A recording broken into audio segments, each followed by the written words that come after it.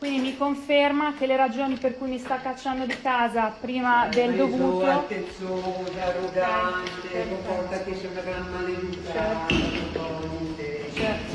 maleducata. Non si deve fare nella vita. Terrona io. Grande. Veneziani. Questi sono i veneziani. Studentessa originaria del sud Italia, aveva regolarmente pagato l'alloggio a Venezia fino al 30 luglio, ma si è ritrovata sfrattata in anticipo, non per una dimenticanza o un disguido, ma, secondo la sua denuncia, per un atto di puro razzismo.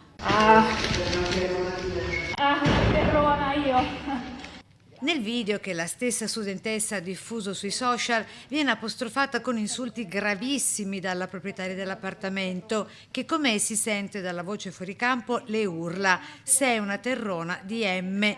Le immagini, rilanciate dall'Unione degli Universitari Veneziani, stanno facendo il giro del web, scatenando sdegno e solidarietà. Come UDU Venezia pensiamo che l'utilizzo di un linguaggio di questa tipologia, intriso di razzismo e di antimeridionalismo, sia inaccettabile.